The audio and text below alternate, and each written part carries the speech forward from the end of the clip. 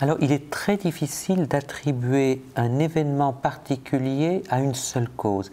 Vous savez, l'atmosphère, les océans, les terres émergées représentent des éléments du système climatique de la planète Terre qui interagissent de manière très compliquée les uns avec les autres.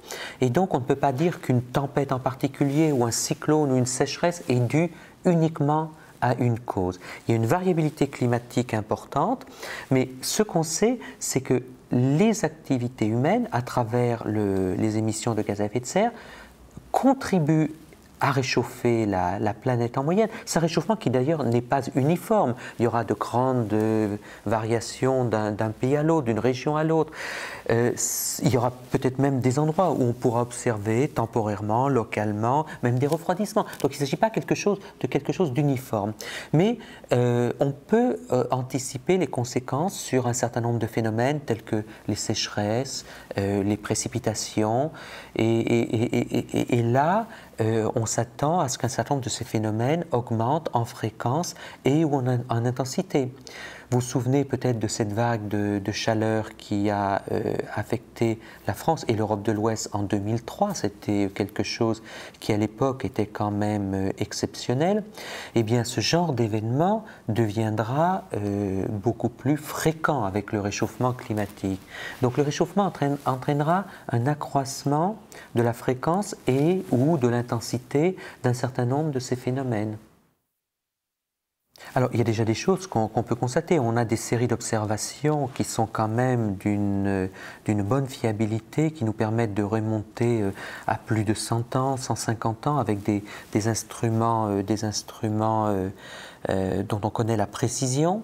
Et ça nous permet de dire que depuis 150 ans, la Terre s'est réchauffée d'environ 0,7, trois quarts de degré environ. Alors, ça paraît relativement peu, c'est quand même significatif. Pourquoi? Parce que la différence entre une période glaciaire et une période interglaciaire, celle qu'on a actuellement, globalement, c'est de l'ordre de 6 degrés, quelque chose de cet ordre-là.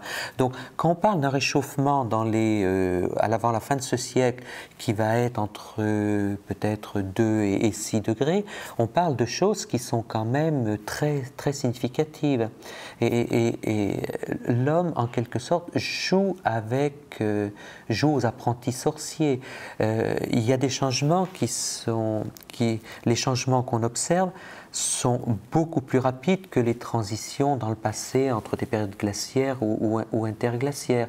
Donc, oui, on peut mesurer une augmentation de la température, mais on ne mesure pas que ça. On voit la fonte d'une majorité des glaciers terrestres de l'hémisphère nord, la fonte de nombreux glaciers dans l'hémisphère sud, l'élévation du niveau des océans qui est due en partie à l'augmentation de la température de l'océan, donc dilatation de l'océan, mais aussi à la fonte des glaciers terrestres. On observe des conséquences sur, on le voit en France par exemple, les dates des vendanges, un certain nombre de phénomènes agricoles. Donc ce n'est pas un seul paramètre, c'est une accumulation d'observations, d'indices qui vont dans le même sens. Mais il y a déjà des populations qui sont devenues beaucoup plus vulnérables. Avec l'augmentation du niveau de la mer, un certain nombre de petites îles dans le Pacifique, dans l'océan Indien, un certain nombre de zones côtières vulnérables sont beaucoup plus sensibles aux phénomènes d'érosion côtière déjà, d'intrusion par exemple d'eau océanique salée dans les nappes phréatiques d'eau douce. Quand il y a des ondes de tempêtes liées aux cyclones tropicaux, comme ce qui a tué en 2008 à peu près 80 000 personnes au Myanmar, tous ces phénomènes seront aggravés par le réchauffement climatique. Mais il y aura aussi un impact sur la santé. Les zones où les moustiques vecteurs de malaria prolifèrent vont s'étendre dans des zones qui actuellement ne sont pas affectées par la malaria. Donc il y aura un impact l'impact sur la qualité de la vie, sur la sécurité alimentaire, sur la disponibilité en eau douce, donc sur des paramètres fondamentaux pour la survie. Alors peut-être que le mot machine infernale n'est pas le mot que je préfère là-dessus, parce que ça peut introduire une sorte de fatalisme, alors que des actions peuvent être prises, un certain nombre d'actions sont déjà prises, et je crois qu'il y a deux composants. D'une part, il faut renforcer les actions, ce qu'on appelle d'atténuation, minimiser les émissions de gaz à effet de serre. Plus il y aura de gaz à effet de serre, plus le problème sera important. Mais en même temps, même si on était capable d'arrêter demain toutes les émissions de gaz à effet de serre, on sait que ce n'est pas possible. Mais supposons qu'on les arrête demain, il y aurait quand même un certain réchauffement qui est dû à ce qui a déjà été envoyé dans l'atmosphère.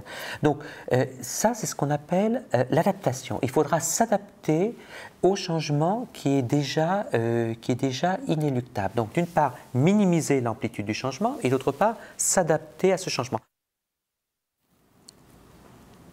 Il faut, bien entendu, on peut toujours dire qu'il aurait été mieux d'agir avant, mais il n'est pas trop tard pour prendre des actions qui permettront d'éviter que le problème soit encore plus difficile et plus coûteux à gérer.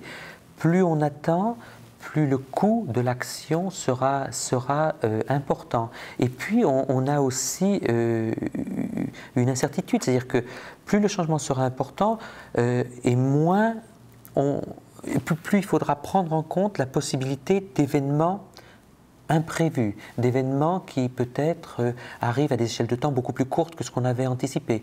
Je vous prends un exemple. On observe actuellement une fonte peut-être plus rapide que ce qu'on avait anticipé de la calotte glaciaire sur le Groenland. Donc ça, c'est quelque chose que les scientifiques observent, étudient de très près, et c'est un élément où peut-être on va être amené à affiner un petit peu nos projections dans les mois et les années à venir.